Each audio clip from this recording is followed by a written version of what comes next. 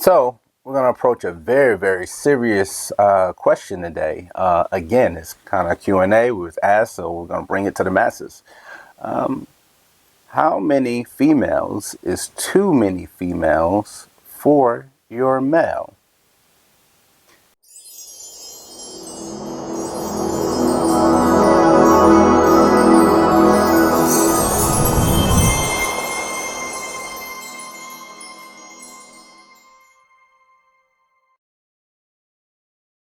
Hey guys, Will here, Flawless Crested Geckos, coming to you guys with another video. And again, we're going to lay that blanket statement out there. Disclaimer, we're going to talk to you from our perspective. We don't want to influence you one way or another. We want to kind of put information out there for you to hopefully absorb it and utilize it as you see fit. We had a question actually that was shot to us over on Facebook. We don't get too many inquiries or even questions on Facebook anymore. But basically, someone was, I guess, flamed in one of the groups. I have no clue. We do frequent the groups. We do scan through. We're actually moderators of a few groups, so I try to keep up to date on some of that stuff. But we try to help with anything we possibly can. And basically, a young lady contacted us and said, hey, she's been verbally attacked in one of the groups. She's, this is her second year breeding. She's seen a lot of mixed information, and she was just looking for some general direction. I did check her profile out. I did check out, what I was able to find that she had posted. I didn't see anything that was just blatantly, unethical or immoral or anything that she was posting about. It was just somebody new getting into the industry. I do believe we need to handle new keepers with kid gloves. If you have the time to help the next person, genuinely help them. And understand, we do a bunch of videos like these where, things get lost in translation, so someone, that's in the industry or in the hobby, 4, 5 years, 6 years, that's done their due diligence, that know more than we know, you don't take that for granted. You're going to have people that started probably even with less information than what you started with.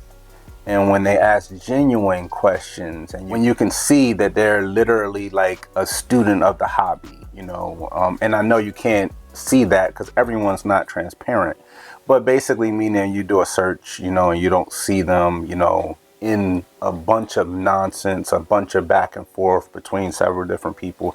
And you can kind of generally get the understanding that maybe this person is looking for some assistance. It's probably up to us as a community, as the hobby, to help that person. So the question was obviously, how many females is too many females for a breeding male in the season? This answer is probably going to be quite interesting to most. I'm going to throw hypotheticals out there, or a hypothetical out there. But also, we've used the same process for years now. We are one of the breeders. It's a lot of people out there that do it, that we track our lineage. We find it to be very important on, the direction of some of our projects. We are very, very involved in our planning stages and, developing our offspring and observing and seeing if, as Audra would put it, if we need to back up and punt on a project, meaning, cease that project or go a different direction. All of these things are being evaluated when we go into our planning stages for our breedings. That being said, in theory, again, we're talking about as far as a breeding season, the answer is not cut and dry. Okay, there is not for our opinion, it's not a cut and dry answer. You can say, hey, 3 females is about the max you would give a breeding male. Okay, cool. There's some conversation to be had about that. Then you could say, 20 females is about the max I would give a breeding male. most people in the industry would say that's absolutely insane, it's unethical. And I agree. We would never breed a male. We don't have to breed a male to 20 females. But if you're looking for like an answer, the capabilities, yeah, it's endless. I mean, a male, no long as they're keeping healthy weight and everything, I mean, it's really endless how many females that male could breed to. But here's the caveat. What's the point? Why would you breed? And again, we're just having a one-sided conversation here.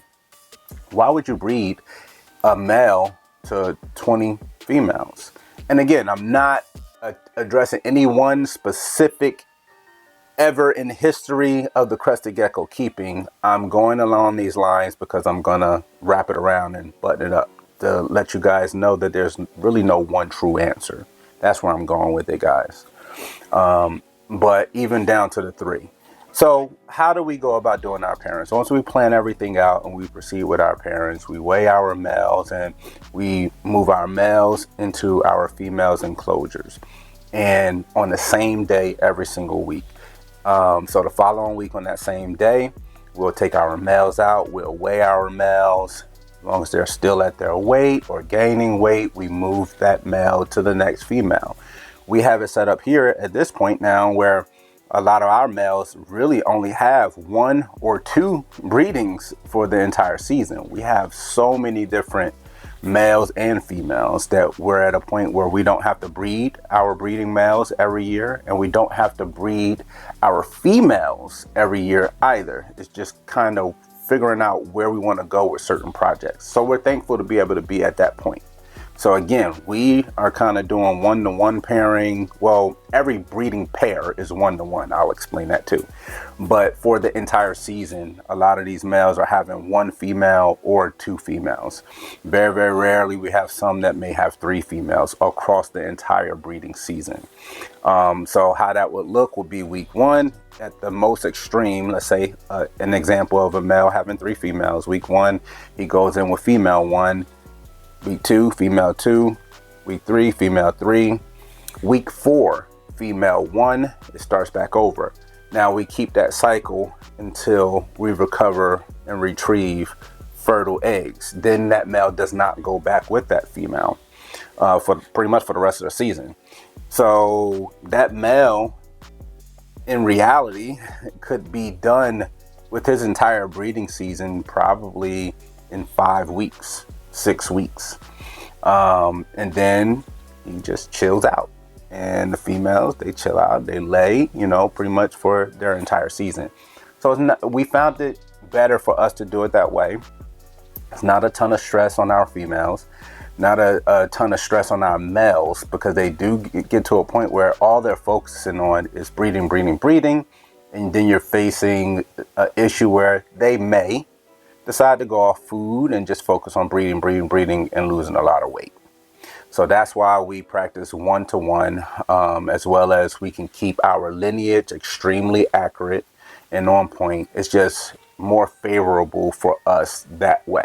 Are you guys needing some assistance with your crested gecko breeding programs? Well, check out our Patreon. We've been running it here now for pretty much close to 2 years. Everyone's been extremely excited. We keep adding new perks every time you guys turn around. We give away Xanthics, we give away high whites, we give away lily whites. We actually upgraded this year to we're giving away over 12 geckos every single year. That averages out to at least a gecko a month, and we've been doing over that. So you are not going to want to miss becoming a part of the Flawless Crested Geckos Patreon family. There's 2 tiers. There's a $50 tier and there's a $100 tier. You get all your funds back in the form of Flawless Crested Gecko savings account. You can take advantage of having 5% additional off by being a Patreon member, as well as having year-round free shipping. You guys are not going to want to miss this, so go head over to patreon.com/Flawless Crested Gecko. Being that said, let's play devil's advocate. Okay, if we did do breeding groups, which there's nothing wrong with doing breeding groups, nothing wrong with it. And let's say you do 1.2, you got 1 male in there, 2 females. By breeding standard, across the hobby, I would believe that 90% of people would agree that that's okay. We would agree that that's okay. But there's no regulation inside that tub to tell you what's going on. A lot of the times you're gonna find that you're gonna be unsure who laid the eggs when it comes to the female. So you're gonna know who's siring those clutches, but at the same time, not all the time are you gonna know which mom laid the eggs. So you gotta kind of figure out a process to decipher that. I'm going that route because if that male is in there with two females, and again, there's nothing wrong with that, and across, let's say, that 7-day stretch, I'm just using 7 days for an example. Let's say he breeds 10 to 15 times to those two females across those 7 days. I'm just saying as an example. We have to play devil's advocate on this. What's so different with him breeding 10 to 15 times to, the two females he set up with versus someone else breeding that male 10 to 20 times with different females? Ethics. That's the major difference. We don't really see the purpose. Maybe someone in the comments can tell me the purpose of adding so many. So again, there's the sky's the limit as far as creativity, but you have to own in on what you're looking for. For us, for example, if we're going to do new gene, Joe Blow new gene, and we're lucky enough for it to be a male, I don't see anything wrong with doing four females. The way that we've set up our structured process and planning, that male is not breeding more than he would in anyone else's program or anyone else's project.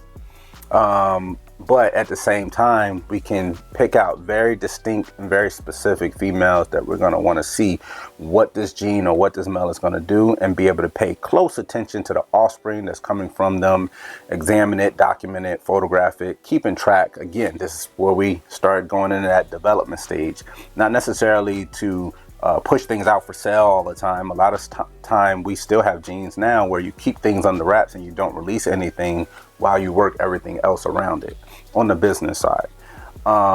So again, to button it up, I wouldn't focus on stretching a male so thin versus working on your focus as far as your project or development may go.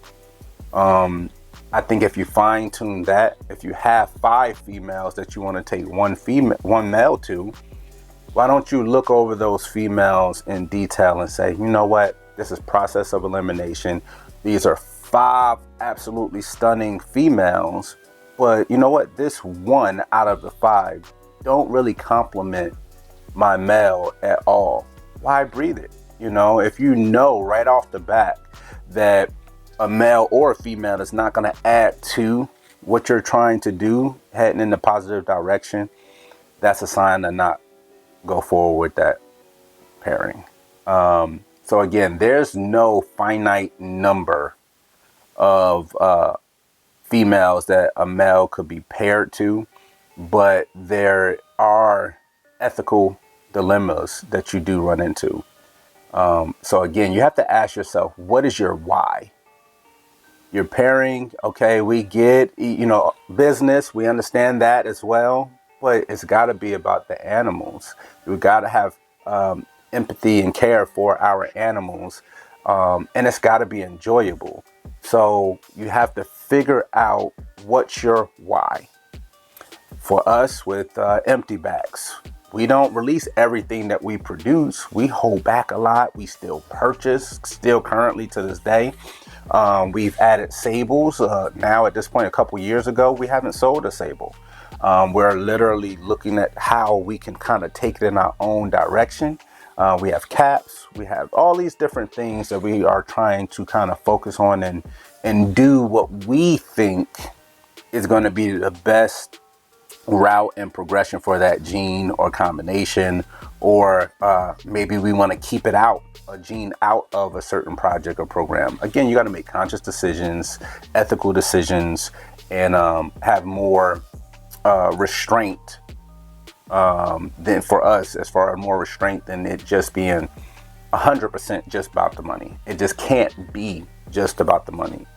But again, so to stay on topic, answering this young lady's question, the popular answer is going to be either 1-to-1 or definitely maxing your male out 3 females or less. You can get away with 4, but again, when you're doing any parents, ask yourself why. What are you trying to accomplish? In this hobby, we, especially starting off, you get so happy and excited about creating life. Understand that you have to care for every life that you create.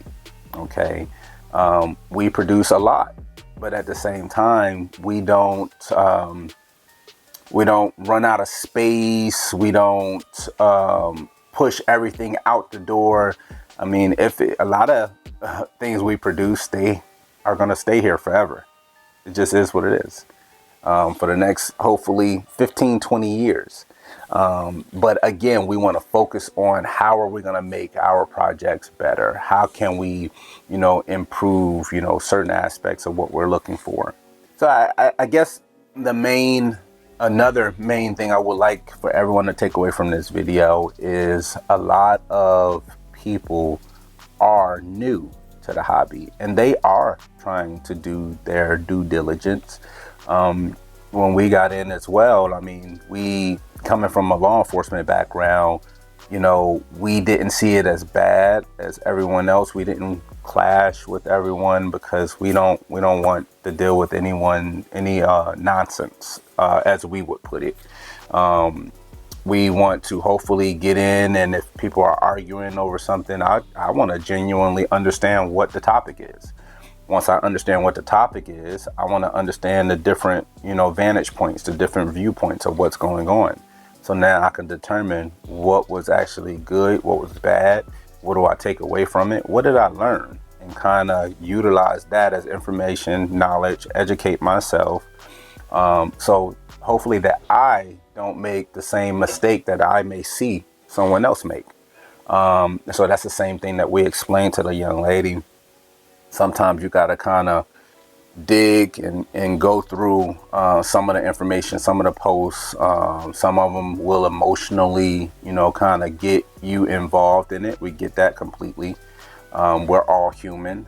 None of us are flawless. We all make mistakes. But again, on this topic, you don't want to overbreed your males. You don't want to overbreed your females. If you're doing even a 1-to-1 pairing, you need to be asking yourself 2 things. Number 1, what are you trying to accomplish from this breeding? Where are you trying to go with it? And number 2, are you going to be able to keep and care for all the babies that are going to be produced from this pairing? What is your game plan? So again, hopefully this video finds you all doing very, very well.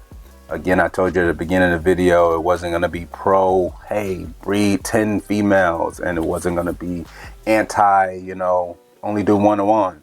It's neither here nor there. You just want to make conscious, ethical decisions. These are living and breathing creatures. They deserve a lot of care and love. But as Will, Flawless Crested Geckos, we love you guys. Hit that subscribe button. We out.